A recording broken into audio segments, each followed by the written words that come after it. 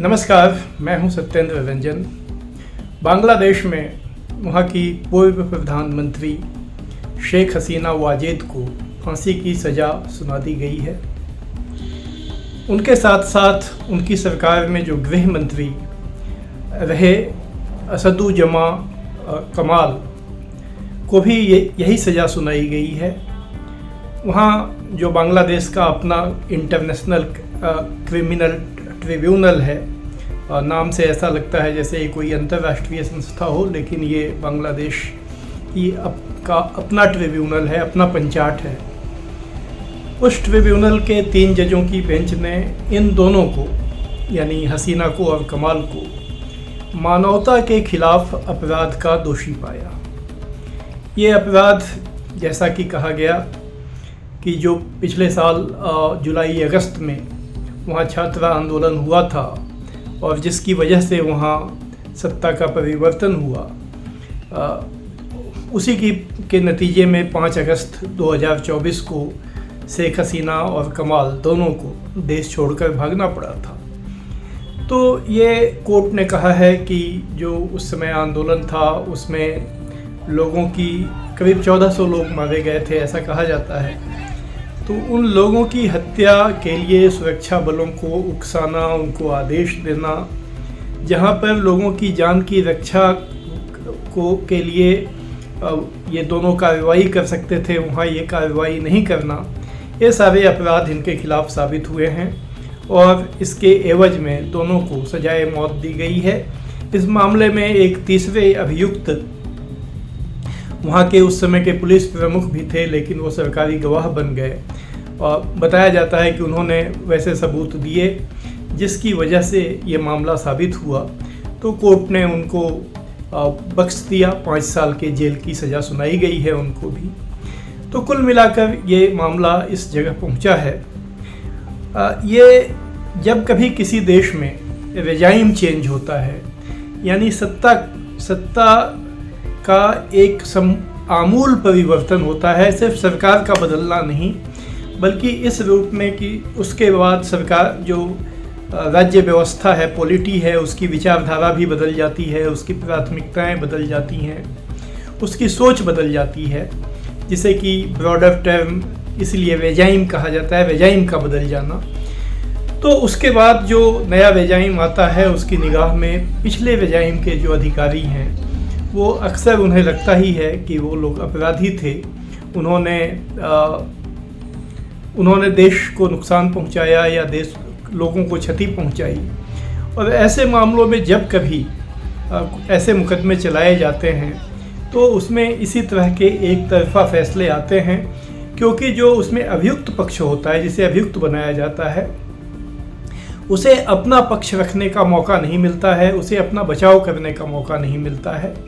और यही बात इस फैसले पर संयुक्त राष्ट्र ने भी कही है कि संयुक्त राष्ट्र ने इसके ऊपर दुख जताया है, कहा है कि ये पूरी जो कार्रवाई थी वो एक तरफा थी, एब्सेंटिया में हुई, यानी उन दोनों की अनुपस्थिति में हुई, उन दोनों को अपना बचाव करने का मौका नहीं मिला, और इसके बावजूद उन्हें जो सबसे कठोर सज़ा हो सकती है, मौत की सज़ा से ज़्यादा कठोर कोई सज़ा नहीं होती है, वो सज़ा उन्हें सुना दी गई है।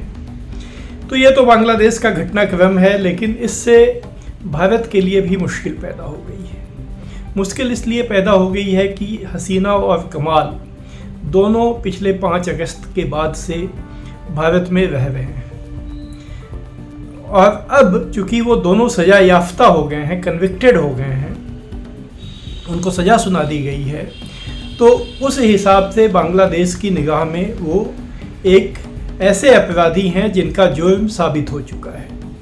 वैसी परिस्थिति में चूँकि भारत और बांग्लादेश के बीच में एक्सट्रेडिशन यानी प्रत्यर्पण की संधि है, इस संधि के तहत जब कभी किसी देश में कोई का अपराधी दूसरे देश में अगर वहाँ पर हो, तो वह देश का ये दायित्व बन जाता है, ये उसका ऑब्लिगेशन बन जाता है कि वो उस अपराधी को उस देश के पास भेज दे जहाँ उसका अपराध साबित हुआ है। इस लिहाज से बांग्लादेश ने ये मांग कर दी है कि हसीना और कमाल दोनों को भारत बांग्लादेश को सौंप दे। अब ये भारत के लिए फ़ैसला लेना आसान नहीं है। पहली बात तो यह है कि अगर भारत नहीं सौंपता है तो बांग्लादेश की तरफ से ये सवाल उठाया जाएगा कि क्या भारत जो संधियां करता है उसके प्रति वो कायम रहता है, उनका वो पालन करता है। दूसरी चीज़, अंतर्राष्ट्रीय कानून भी यही कहता है कि कोई देश किसी अन्य देश के अपराधी को पनाह नहीं देगा। तो ऐसी परिस्थिति में भारत की एक अंतर्राष्ट्रीय ये वचनबद्धता भी, एक जिम्मेदारी भी बनती है कि जिन लोगों को बांग्लादेश में सज़ा सुनाई गई है वो उन्हें सौंप दे। लेकिन ये मामला इतना आसान भारत की निगाह से नहीं है, इसलिए कि ये मामला किसी साधारण अपराधी का नहीं है। अभी लगभग 15-16 महीने पहले तक शेख हसीना बांग्लादेश की प्रधानमंत्री थी और उनका ये जो सज़ा भी सुनाई गई है, ये प्रक्रिया कितनी निष्पक्ष है, कितनी विश्वसनीय है, इसके ऊपर सवाल है। दूसरी बात, शेख हसीना के आरंभिक उनका जो रिकॉर्ड रहा है भारत के साथ दोस्ताना रहा है, बल्कि उनके पिता जो बंगबंधु थे, हालांकि अब तो उनकी विरासत को बांग्लादेश में मिटाया जा रहा है, शेख मुजीबुर रहमान की, जो एक सेकुलर नेशनलिस्ट थे और जिन्होंने बांग्लादेश की आज़ादी की लड़ाई लड़ी थी, जिसमें उन्हें भारत का सहयोग मिला था, कूटनीतिक सहयोग भी मिला था और मटेरियल जो भौतिक समर्थन भी मिला था। तो उस समय से जो मुजीब परिवार है उसने भारत के लिए एक दोस्ताना नज़रिया रखा। मुजीब की जब हत्या हो गई और बाद में जब शेख हसीना राजनीति में सफल हुई, प्रधानमंत्री बनी, तो उन्होंने भी भारत के लिए भारत के साथ एक सद्भाव का संबंध रखा। सिर्फ इतना ही नहीं, एक समय जब बांग्लादेश में जो कट्टरपंथी इस्लामिस्ट फोर्सेस हैं, ताकतें हैं, वो भारत विरोधी आतंकवादियों को वहाँ पनाह और प्रोत्साहन देती थी। लेकिन जब 2008 में शेख हसीना की सरकार आई तो उन्होंने उस आतंक के नेटवर्क को तोड़ा। बहुत से कहा जाता है कि आतंकवादियों को भारत के हाथों सौंपा भी गया। तो ये एक रिकॉर्ड है जिसकी वजह से भारत में शेख हसीना को लेकर एक सद्भावना है और इसीलिए संभवतः भारत सरकार ने शेख हसीना को यहाँ पनाह भी दी हुई है।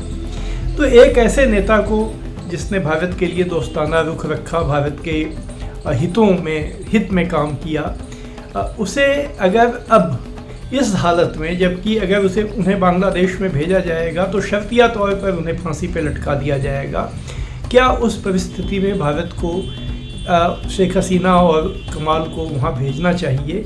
ये एक नैतिक प्रश्न भारत सरकार के सामने है। और अगर ऐसा किया गया तो भारत के प्रति जो सद्भाव रखने वाले नेता हैं, जो देश हैं, उनको क्या संदेश जाएगा, यह भी सवाल यहाँ पर अहम बनकर खड़ा हुआ है। तो ये दोनों तरफ के अपने तर्क हैं, लेकिन दोनों तरफ की ऐसी परिस्थितियों के बीच में आम तौर पर किसी देश के लिए फैसला करना आसान नहीं होता, भारत के लिए भी नहीं है।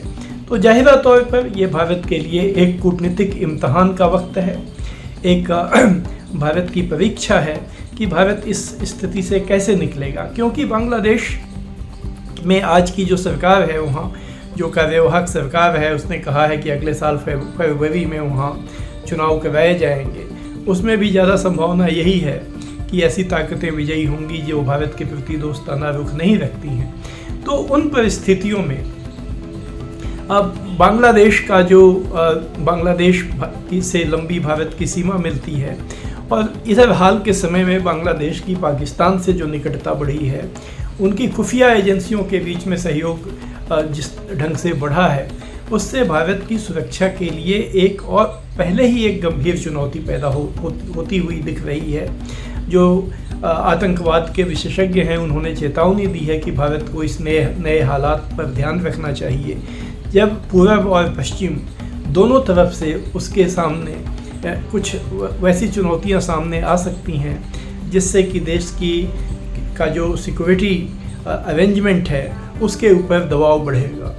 उसी बीच ये फैसला आया है और इस फैसले ने इस पूरे मामले में एक और पेच जोड़ दिया है, क्योंकि अगर शेख हसीना भारत में बनी रहती हैं, उनको यहाँ पर पनाह मिली रहती है, तो जाहिर है कि बांग्लादेश इसको लेकर बांग्लादेश के भीतर भी वहाँ की राजनीति में भी एक भारत विरोधी माहौल बनाने की कोशिश होगी और बांग्लादेश अंतर्राष्ट्रीय स्तर पर भी भारत के लिए असहज करने वाले सवाल वो पूछेगा। तो इन सब का एक प्रभावी जवाब भारत सरकार कैसे देगी, उसे इस बारे में तैयारी करनी होगी। जाहिर है कि एक नई चुनौती उसके सामने आ खड़ी हुई है। आज बस इतना ही, हम फिर आपसे मिलेंगे, आएंगे आपके सामने नए अपडेट लेकर। आज आप सबको मेरा नमस्कार।